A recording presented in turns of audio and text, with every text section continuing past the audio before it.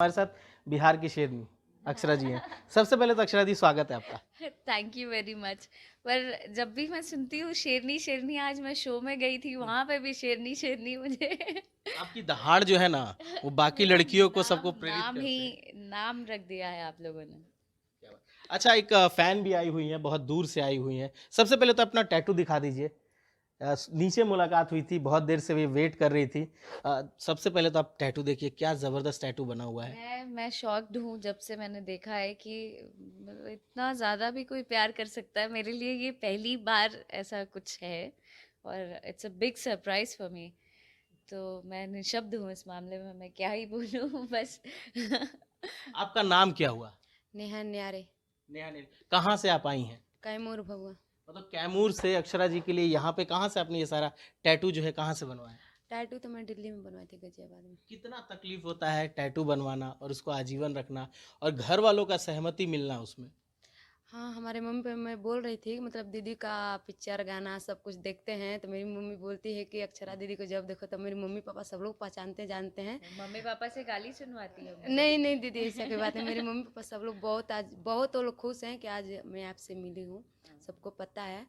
और मैं दिल्ली में बनवाई थी, खुद मेरे पापा पैसा दिए थे, मैं जिद की थी कि मेरी दीदी का टैटू बनवाएंगे, तो मेरे पापा बोले ठीक है, तो यहाँ दिल्ली में बनवाए थे। और रही बात दर्द उर्द का, तो मैं दीदी को इतना मानते हैं, इतना प्यार मोहब्बत करते हैं कि मेरे को कुछ दर्द नहीं हुआ। दीदी के सोच सोच के मैं बनवा ली, कुछ नहीं हुआ। मैम, बड़ा टैटू का प्रचलन चला है इन दिनों भोजपुरी में।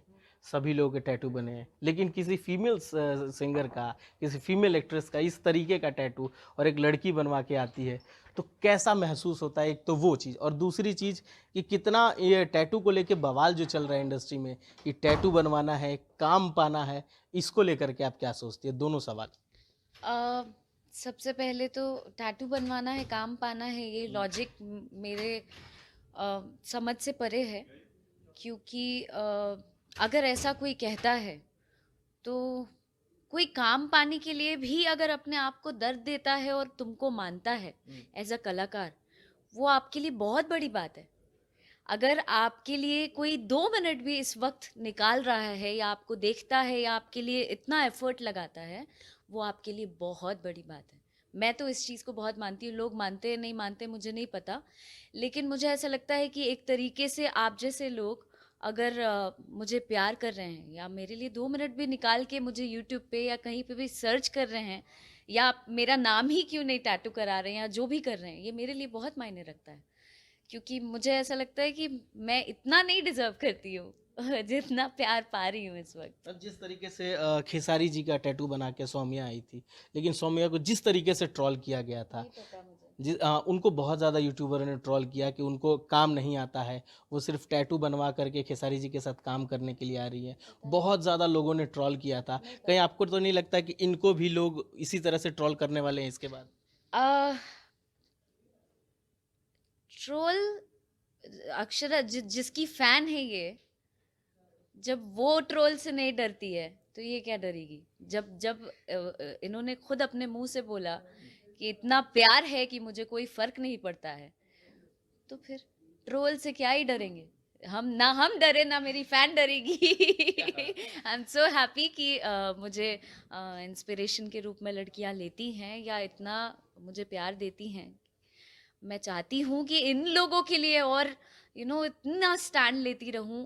माता रानी इतनी शक्ति दे, आप इनका प्यार, इनके प्यार को पाकर मैं इतनी स्ट्रांग और बनती जाऊं कि मैं इन लोगों के लिए आगे भविष्य में कुछ कर पाऊं। क्या बात है।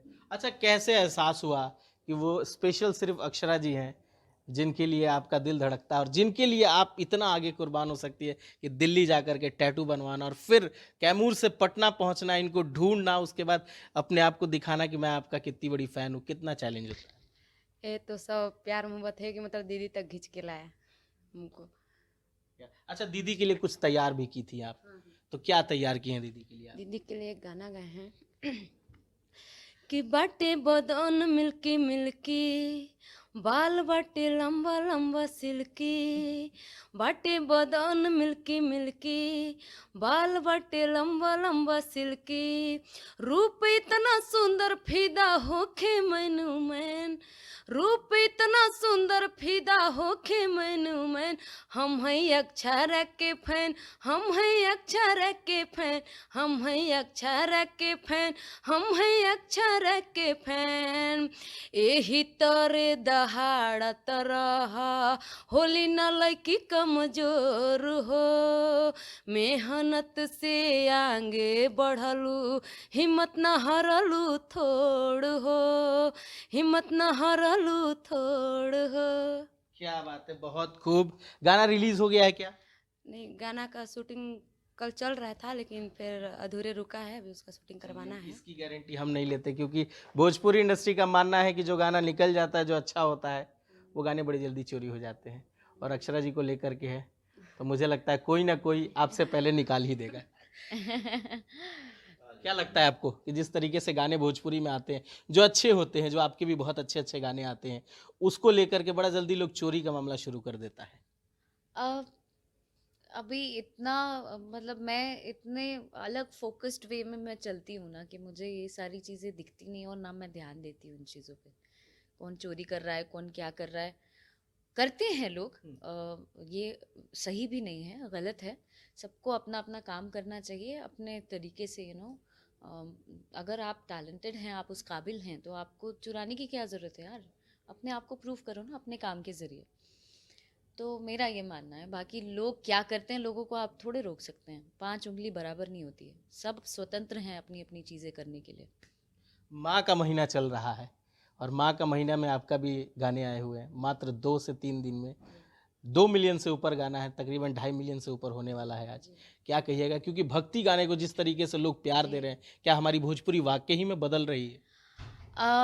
भोजपुरी अ, भोजपुरी में हम जैसे कलाकार भी हैं, और भी बहुत सारे कलाकार ऐसे हैं जो भोजपुरी का सोच के, भोजपुरी की इज्जत, उनकी गरिमा, अपने संस्कारों को, अपनी मिट्टी को, सबको याद करके चलते हैं। और भी कलाकार हैं जो ऐसे गाने लाते हैं जो सिर्फ और सिर्फ माँ के ऊपर हो, अदर चीज़ें उसमें इन्वॉल्व्ड ना हो कि अरे कोई कुछ गा रहा है, कोई कुछ गा रहा है। देवी गीत को भी देवी गीत टाइप नहीं करते हैं ट्रीट, कुछ भी गा देते हैं। लेकिन हमारे जैसे लोग भी एग्जिस्ट करते हैं जो मेहनत कर रहे हैं, और देर सवेर ही सही, मुझे लगता है कि हमारे दर्शक उनमें से भी हैं, श्रोता उनमें से भी हैं जो ऐसे गानों को एक्सेप्ट करेंगे। और आज जिस तरीके से आपसे सुनने को मिल रहा है कि ये गाना बहुत तेज़ी से वायरल हो रहा है और लोग पसंद कर रहे हैं। अभी मैं शो के दौरान जब रास्ते में लौट रही थी, तब मैंने खुद अपने कान से सुना, पंडाल लग रहा था, वहाँ पे ये गाना बज रहा था। So I was so excited and happy कि एक कलाकार होके जब आप मेहनत करते हैं और कुछ अच्छी चीज़ परोसते हैं दर्शकों को एंटरटेन करने के लिए, और इस तरीके का रिस्पांस आता है, जहाँ कहा जाता है कि भाई देवी गीत या ऐसे तरह के गाने नहीं चलेंगे और आपका व्यूज़ नहीं आएगा, मुझे लगता है कि ये प्रमाण है। करारा जवाब है ये। हाँ, ये जवाब क्या है, ये प्रमाण है। और मैं इसी तरीके से और भी कुछ ना कुछ नया करती रहूँगी। और इस साल का बहुत बड़ा देवी गीत मेरे खुद के चैनल से भी आने वाला है, और भी बहुत सारे गाने वर्ल्ड वाइड से, सारेगामा, हम भोजपुरी से, टी सीरीज से, बहुत सारे बैक टू बैक गाने आने वाले हैं। तो मैं चाहती हूँ दर्शक अपना बहुत सारा प्यार दें। इस साल मैं मेरी माँ के साथ भी आ रही हूँ टी सीरीज चैनल से, कि मेरी मैया जैसा, मेरी मैया तू अपने जैसा मुझे माँ दिया है। सो ये भी एक गाना है जो माँ से माँ को अर्पित है। तो मुझे सिर्फ प्यार चाहिए दर्शकों का, और कुछ नहीं। व्यूज़ के कुछ काम व्यूज़ के लिए नहीं होते हैं, कुछ काम यहाँ के सुकून के लिए होते हैं, जो मैं कर रही हूँ। क्या बात है। अच्छा मैम, थोड़ा सा आते हैं पुरानी भोजपुरी को लेकर के। जब आप फिल्में करती थी, फिल्में चलती भी थी, हॉल में लोग देखने भी जाते थे, लेकिन एक दौर आज का है कि भोजपुरी फिल्मों का जो स्तर है धीरे धीरे कम होता जा रहा है। हॉल में लोग पहुंचते नहीं है। जो प्रोडक्शन टीम है वो प्रमोशन उस तरीके से नहीं करती। पहले स्टार्स हॉल तक पहुंचते थे, लोगों से मिलते थे, फैन से मिलते थे, फिल्में चलती भी थी। लेकिन इन दिनों 2 से 3 दिन में किसी भी सुपरस्टार की फिल्में हो उतर जाती है बॉक्स ऑफिस से। चाहे वो दिनेश जी हो, चाहे कोई भी हो, सबकी फिल्में चढ़ती ज़रूर हैं लेकिन 1 से 2 दिन में उतर जाती है। तो आपको क्या लगता है किस तरीके से हम अपनी भोजपुरी की जो फिल्में हैं उसको उठा सकते हैं, एक बार फिर से अपनी भोजपुरी फिल्मों का वो दौर पुराना वाला ला सकते हैं? इसमें सभी कलाकारों को एकत्रित होकर इस बारे में विचार करना चाहिए। सरकार को भी इस पर ध्यान देना चाहिए। हमारे पास अच्छे सिनेमा हॉल्स नहीं हैं जहाँ पर दर्शक जाके हमारी फिल्मों को देख सकें। बहुत सारे हॉल्स बंद भी हो गए हैं और ऐसा नहीं है कि सभी फिल्में ख़राब होती हैं। बहुत अच्छे अच्छे लोग हैं जो बहुत एफर्ट लगा के अच्छी फिल्में बना रहे हैं। बट ये जो है थोड़ा डिजिटल मार्केटिंग की वजह से भी, डिजिटल मार्केट जब से आया है तब से भी थोड़ा सा डाउनफॉल आया है। बट चीज़ें सुधरेंगी, आई होप सो कि कब तक की उम्मीद की जाए? मेहनत जारी है। देखिए, दर्शकों से अपील है कि आप अच्छी फिल्मों को सराहें, अच्छी फिल्मों को प्रमोट करें, देखें और अपने जो भी स्टार्स हैं सबको पसंद करते हैं आप, जिनकी भी फिल्में आपको बहुत पसंद है जाकर देखें सिनेमा घरों में, ताकि हमारी भोजपुरी फिल्में भी जीवित रहें।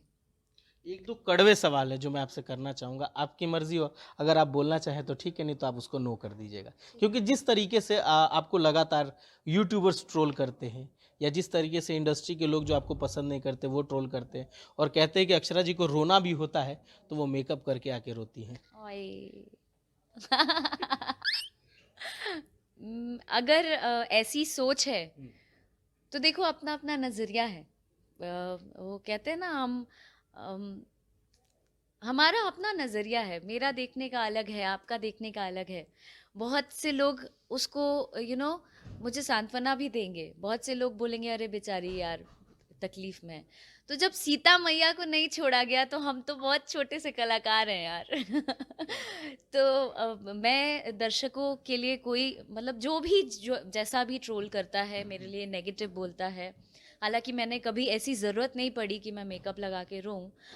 इंसान हूँ, कभी भी भावुक हो सकती हूँ, सबको अधिकार है अपनी लाइफ जीने का। इमोशन पे कंट्रोल थोड़े है किसी का।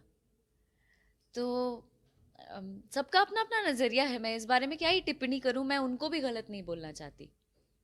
एक और सवाल बड़ा अभी हाल फिलहाल के दिनों में जिस तरीके से आपकी छवि को खराब बाकी करने की। यूट्यूबर्स जितने हाँ। हैं उनको नमन करती हूँ कि उन्हीं पे आ रहे थे मैं सवाल पे मैम, कि जिस तरीके से आपकी छवि को धूमिल करने की कोशिश की जा रही है या आपके व्यक्तित्व को कुछ भी थंबनेल लगा करके, कुछ भी मुद्दे को लगा करके, आपकी जिस तरह की छवि है बिहार में, जिस तरह आपको दिखाया जाता है बिहार में, कुछ यूट्यूबरों के कारण आपकी छवि खराब होती जा रही है, तो उस पर आप क्या कहिएगा?